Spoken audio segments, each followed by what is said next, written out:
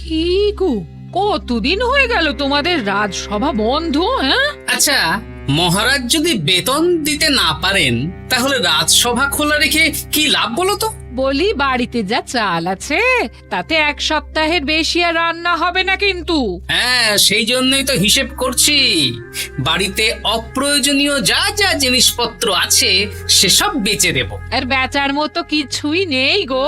দেখো, তুমি সব সময় আমার পরেই খাও, তাই আমাদের একটা করে থালা বাটি বেচে দিলে তো কোনো সমস্যা নেই গিন্নি। এই তোমার মাথা না কাজ করছে না।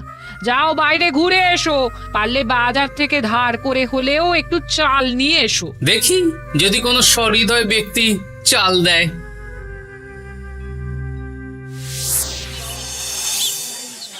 না গোপাল দাদা, বাজারের অবস্থা খুব খারাপ, আর আমি ধারে বিক্রি করছি না। আহা, আরে আমি কোনোদিন তোমার একানাও বাকি রেখেছি বলো? আমি বুঝতে পারছি গোপাল দাদা, কিন্তু আমিও নিরুপায়। গত মাসের বেতন এখনো পাইনি। মহারাজ অনির্দিষ্ট কালের জন্য রাজসভা বন্ধ রেখেছেন।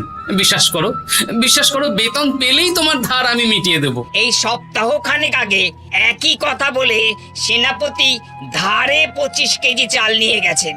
এখন ওনার কোনোই পাত্তা নেই। কি যে করি, কাছের বন্ধু বলতে বিজ্ঞানী আর সভাকবি। দেখি ওদের বাড়িতে একবার ঢুঁ মেরে।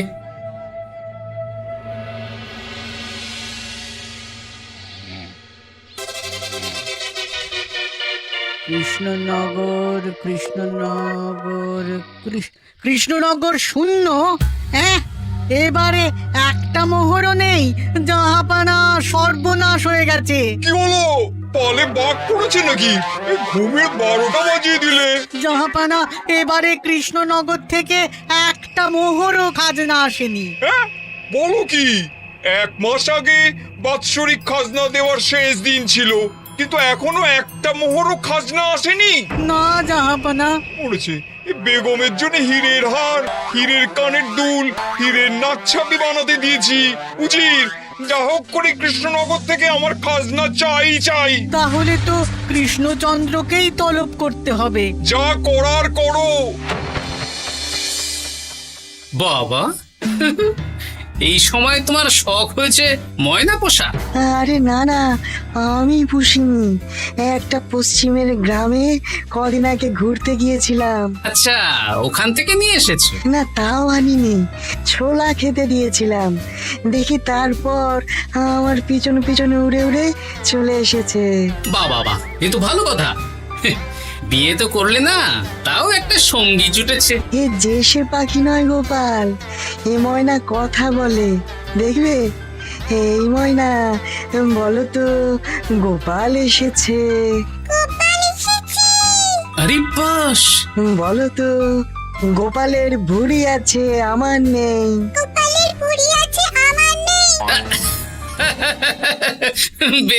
বেশ। এ ভোরবেলা আমার কাছে আসে, সারাদিন আমার কাছে থাকে, আবার সন্ধে হলেই নিজের বাসায় নিজেই ফিরে যায়। বুদ্ধিমান পাখি। ওই গ্রামে শাখে শাখে ঝাঁকে ঝাঁকে ময়না। বেশ, বুঝলাম। তা বিজ্ঞানী, তোমার কাছে আমি আসলে একটা দরকারে এসেছি। বলো কি দরকার? আসলে ওই টানাটানির সংসার চলছে, বুঝলে। বাড়িতে চাল বাড়ন্ত, কদিন পরে হাঁড়ি চড়বে না। তুমি কিছু পয়সা ধার দিতে পারবে? আরে এমন করে বলছো কেন? আমার তো সংসার নেই, এত খরচও নেই। তুমি বাড়ি যাও, আমি 2 বস্তা চাল পাঠিয়ে দেব। ধন্যবাদ বিজ্ঞানী, তোমার মতো বন্ধু পাওয়া মুশকিল। বন্ধুত্বে এইসব ধন্যবাদ দেওয়ার দরকার নেই, একে অপরের পাশে থাকলেই হলো।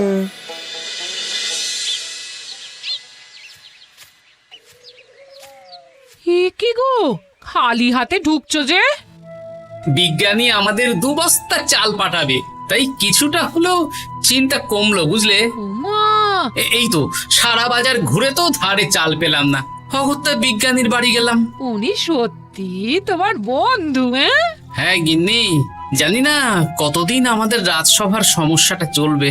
দেখি অন্য কোনো কাজে লাগতে হবে, বুঝলে। এই দেখো, যা করে তাড়াতাড়ি তাড়াতাড়ি করো, এভাবে তো আর চলতে পারে না গো।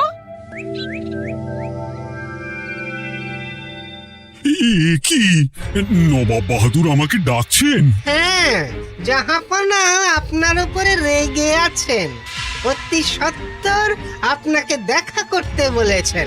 এবারে চাষাবাদের মন্দার কারণে রাজস্ব আদায় তেমন ভালো হয়নি, তাই খাজনা পাঠাতে পারিনি। আর কিছুদিন অপেক্ষা করতে বলুন, আমি ঠিক খাজনা পাঠিয়ে দেব। এখন আর খাজনা নিয়ে কথা বলবেন কিনা জানি না। আপনাকে নবাব এই আদেশ পাঠিয়েছেন, আপনি 2 দিনের মধ্যে নবাব বাহাদুরের সাথে দেখা করবেন। আচ্ছা ঠিক আছে।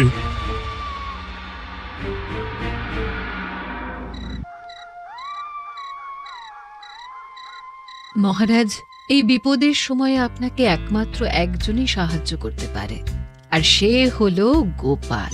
আমি কোন মুখে গোপালকে ডাকবো বলো তো রানী? দীর্ঘদিন ওদের বেতন দিতে পারছি না।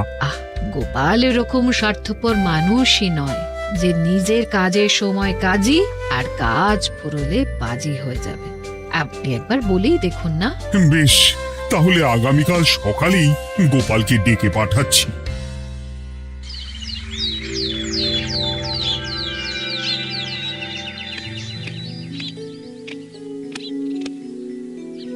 আসতে পারি মহারাজ? হ্যাঁ গোপাল, এসো এসো। মহারাজ আমাকে হঠাৎ ডেকে পাঠালেন যে? শোনো, নবাব বাহাদুর বলেছেন ওখানে যেতে হবে, কারণ এবারে কৃষ্ণনগর থেকে কোনো খাজনা পৌঁছয়নি। মহারাজ, আপনি গেলেও বিপদ, না গেলেও বিপদ। হ্যাঁ, সেটাই তো আমাকে সবচেয়ে বেশি ভাবাচ্ছে, কিন্তু না গেলেই যে নয়। তাহলে এক কাজ করি মহারাজ, আমিও বরং আপনার সাথে যাই।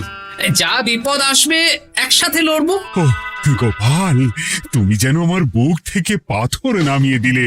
তোমাকে যে কি বলে ধন্যবাদ জানাবো। তাহলে কখন বেরোবেন বলুন? আজকে সন্ধ্যের দিকে বেরিয়ে পড়বো। তাহলে কাল সকাল, তাহলে জানি না, তাহলে ওই 3-4টে জামা কাপড় ধুতি নিয়ে নেব, কি বলেন? হ্যাঁ হ্যাঁ, তাই নিও। তাহলে সন্ধ্যেবেলা রাজবাড়িতে এসো, একসাথেই বেরিয়ে পড়বো। আচ্ছা মহারাজ। বলি, তোমার কি মুর্শিদাবাদে না গেলেই নয় গো? আমাকে তো যেতেই হবে গিন্নি। জানি নবাব বাহাদুর কিভাবে ছক করে কল করে, তুমি সাবধানে থেকো গো। দেখো, আমি যখন যাচ্ছি তখন নবাব বাহাদুরকে এবার সাবধানে থাকতে হবে। হ্যাঁ, ঠিক আছে ঠিক আছে, মাথা ঠান্ডা রাখবে, বেশি ওস্তাদি করতে যাবে না। এমনিতেই আমাদের অবস্থা এখন ভালো নয়। আরে তুমি অতিরিক্ত চিন্তা করো না তো গিন্নি। জাহাপনা, গয়নাগুলো কবে আসবে? এখনো 2-3 দিন সময় লাগবে বেগম। এত সময় লাগছে কেন জাহাপনা? দেশের কোণে কোণে খুঁজে সেরা সেরা হিরে দিয়ে বানানো হচ্ছে, যে সময় তো লাগবেই বেগম। তাহলে তো অনেক খরচ হচ্ছে। তাও হচ্ছে বটে, কিন্তু তোমার জন্য আমি সব করতে পারি। আমাদের মুর্শিদাবাদের হীরালালের হাতের কাজ দেশের সেরা। আপনি সত্যি আমাকে ভালোবাসেন, আমার জন্য এত খরচ করে গয়না বানিয়ে দিচ্ছেন। তুমি খরচ নিয়ে এত চিন্তা করো না। কৃষ্ণনগর থেকে এই বছর ভালো খাজনা প্রাপ্য ছিল, কিন্তু এখনো একটা কানাকড়িও আসেনি। তাহলে আপনার গয়না বানাতে যা খরচ হবে সব আপনার সিন্দুক থেকে দিয়ে দেবেন? না না না, কৃষ্ণনগর থেকেই আদায় করব, ওকে তলব করেছি। আচ্ছা, সহিস, গাড়ি ছাড়ো। যথাজ্ঞা মহারাজ। এই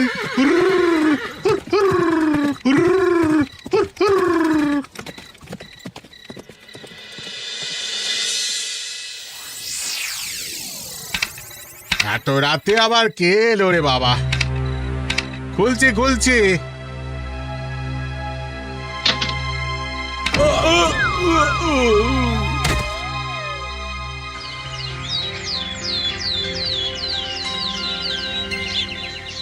সর্বনাশ হয়ে গেছে জাহাপানা। কি হয়েছে হীরালাল? নবাব বাহাদুর, মহারাজ কৃষ্ণচন্দ্র আর গোপাল এসেছেন আপনার সাথে দেখা করতে। ওদের দরবারে আসতে বলো। হ্যাঁ, এবার বলো হীরালাল, কি হয়েছে? এই তোমার মাথায় পট্টি কেন? জাহাপানা, গত রাতে আমার সর্বস্ব লুট হয়ে গেছে। বলো কি হীরালাল? তোমার কাছেই তো বেগমের হীরের সব গয়নাগাটি বানাতে দিয়েছিলাম। হ্যাঁ জাহাপানা, সব গেছে। আমার মাথায় মেরে সব লুট করে নিয়ে গেছে। এবার আমি কি করব জাহাপানা? বেগম সাহেবা, আপনার গয়না যে হীরালাল শেখরার কাছে জাহাপনা বানাতে দিয়েছিলেন, ওনার সব লুট হয়ে গেছে। মানে আমি এক্ষুনি নিজের কানে শুনে এলাম, এখন হীরালাল শেখরা এসেছে। আমি এক্ষুনি যাচ্ছি।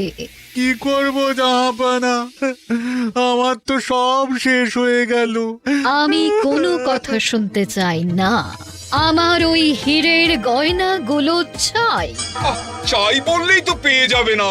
এখন এই গয়না শুধু নয়, হীরালালের সব সোনা দানা চুরি হয়ে গেছে।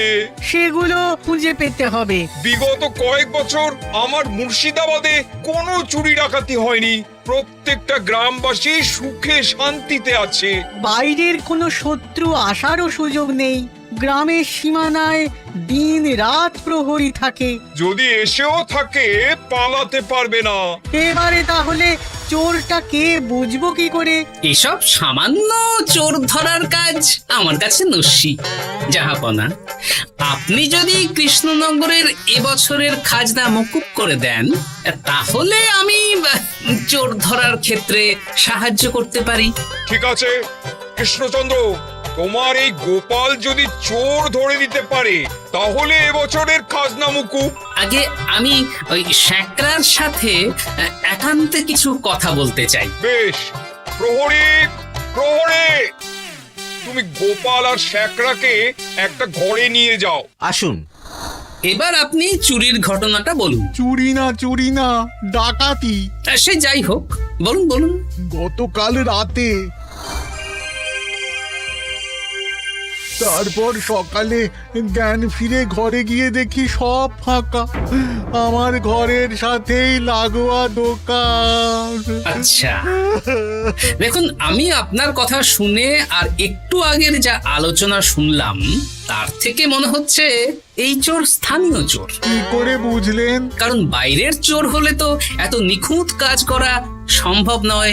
চোর নিশ্চয়ই আপনাকে ব্যক্তিগতভাবে চেনে। হ্যাঁ, এবার মশাই আপনি বলুন তো, আপনার কোনো শত্রু আছে? না, শত্রু নেই তেমন। আমার সাথে কারো সম্পর্ক খারাপ নেই। আর আমাদের পাড়ায় সবাই ব্যবসায়ী, সবাই সম্ভ্রান্ত লোকজন। বেশ, তাহলে সব ব্যবসায়ীদেরকেই ডাকতে হবে। আমি নবাব বাহাদুরকে বলে দিচ্ছি, আপনি এখন আসুন। নবাব বাহাদুর, আপনি ওই গ্রামের সকল ব্যবসায়ীদের আপনার মহলে ডাকার ব্যবস্থা করুন। সবাই কিন্তু বেশ সম্ভ্রান্ত ব্যবসায়ী। সে হোক না, ওই গ্রামে তো সবাই ব্যবসায়ী, আর বাইরের কোনো লোক গ্রামে ঢোকেনি বা বাইরেও যায়নি।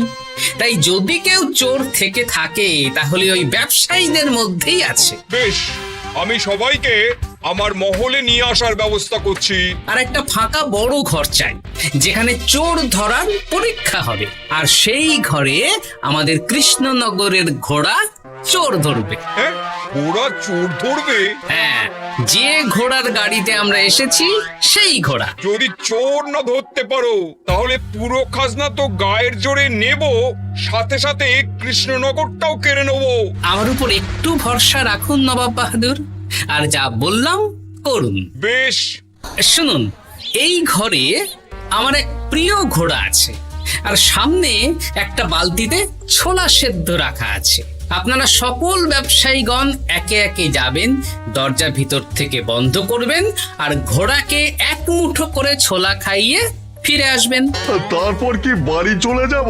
না, সবার ছোলা খাওয়ানো হয়ে গেলে আমি ঘোড়ার কাছে যাব, আর ঘোড়া কানে কানে আমাকে বলে দেবে কে চোর। তাহলে আর দেরি কেন? সবাই একে একে যাও।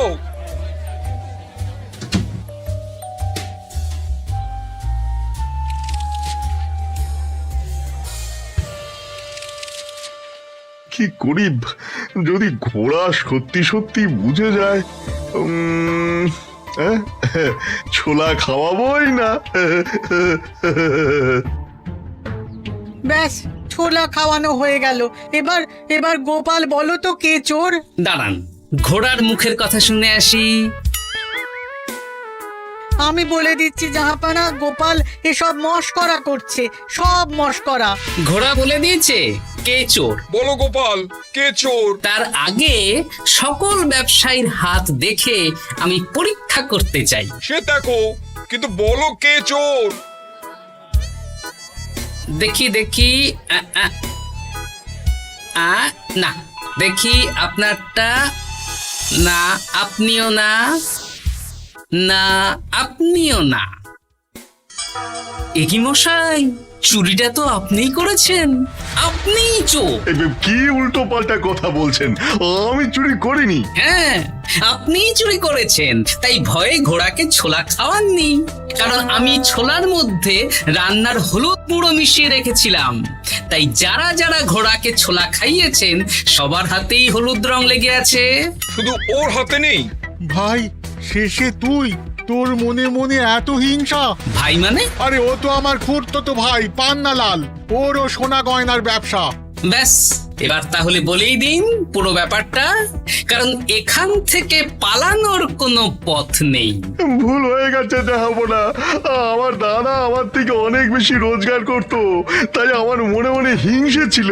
তারপর বেগম সাহেব আর হীরের গয়না বানানোর এত বড় বায়না পেল, তাই হিংসা আরো বেড়ে গেল। আর তুই চুরি করলি? চুরির সব জিনিস কোথায় আছে? আমার বাড়িতেই আছে জাহাপনা। সাব্বাস গোপাল, সাব্বাস, তোমার কি বুদ্ধি! তাহলে জাহাপানা, কথা মতন আমাদের এই বছর তাহলে খাজনা দিতে হচ্ছে না। না, কথা যখন দিয়েছি তখন আমি তো আর কথার খেলাপ করতে পারি না। আচ্ছা গোপাল, তোমার তো এত বুদ্ধি, আমার একটা শখ পূরণ করতে পারবে? কি শখ বলুন নবাব বাহাদুর। আমার অনেক দিনের ইচ্ছে একটা হাওয়া মহল বানাবো, কিন্তু ঘরামি রাজমিস্ত্রি কেউই বানাতে পারবে না বলছে। তুমি কি বানিয়ে দিতে পারবে? আগে পারবো জাহাপনা, কিন্তু তার বদলে আমি কি পাবো? আগামী 5 বছর কৃষ্ণনগরের খাজনা মুকুব, আর তোমাকে আমি 100 মোহর উপহার দেবো। বেশ, তাহলে আপনি আমাকে দিন 7 সময় দিন, আর 7 দিন পরে আমার বাড়ির সামনে চলে আসুন। হাওয়া মহল বানিয়ে রাখবো, আপনি নিয়ে যাবেন। বেশ, তাহলে 7 দিন পরে কৃষ্ণনগরে দেখা হচ্ছে। যদি না বানাতে পারো তাহলে কিন্তু আগামী 5 বছর কৃষ্ণনগরকে দ্বিগুণ খাজনা দিতে হবে, এই আমি বলে দিলাম। বেশ, রাজি।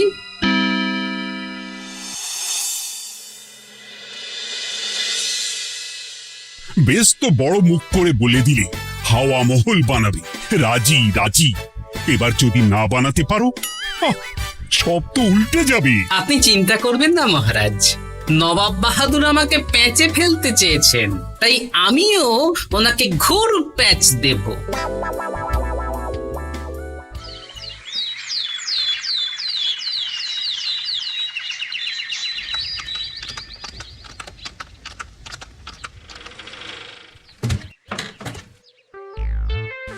কি গোপাল, আরে কোথায় আমার হাওয়া মহল?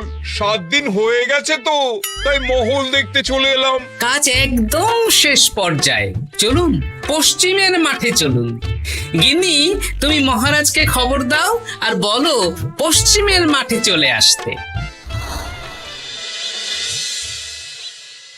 আরে তাড়াতাড়ি কর, তাড়াতাড়ি কর। ওই দেখুন, আপনার হাওয়া মহল তৈরি হয়ে গেছে। কই? ওপরে দেখুন। ওরে, নবাবের হাওয়া মহল বলে কথা, ইট কথা হয়ে গেছে। এবার রং কর, রং কর। হাওয়া মহল রং করছি তো, এত তাড়া দিস না। আরে তাড়াতাড়ি কর, তাড়াতাড়ি কর। আরে এসব আবার কি? ময়না পাখি হাওয়া মহল তৈরি করছে? হ্যাঁ, হাওয়া মহল তো, তাই হাওয়াতেই তৈরি হচ্ছে। হাওয়া তো আর চোখে দেখা যায় না। আমি তৈরি করিয়ে দিয়েছি, এবার জাহাপনা আপনি নিয়ে যান। হয়ে গেল, এবারেও গোপাল দাও মেরে দিল। মানে আমি কি করে? সে তো জানি না জাহাপনা, আপনি বলেছিলেন হাওয়া মহল বানিয়ে দিতে হবে, আর আমি আপনার আবদার পূরণ করেছি। এখন আগামী 5 বছর আমরা খাজনা মুক্ত। সাব্বাস গোপাল। ওরে রংটা ভালো করে কর, ভালো করে কর, নবাবের হাওয়া মহল। গোপাল, তুমি সত্যিই বুদ্ধিমান, তোমার বুদ্ধির জবাব নেই। শোনো, আগামী 5 বছর কৃষ্ণনগরের খাজনা মুকুব, আর এই নাও তোমার 100 মোহর উপহার। এবার বলো, তুমি এই অসম্ভবকে সম্ভব করলে কি করে? আমি বুঝতেই পেরেছিলাম, আপনার মুর্শিদাবাদের চোর ধরার পরে আপনি আমাকে যখন হাওয়া মহল বানাতে বললেন, তখন নিশ্চয়ই কোনো উদ্দেশ্য আছে। কারণ আপনি তো মন থেকে চাননি যে খাজনা না দিয়ে আমরা মুক্তি পাই। তাই গোপাল এই চালটা চাললো। যদিও আমি গোপালকে একটু সাহায্য করেছি। কিরকম সাহায্য?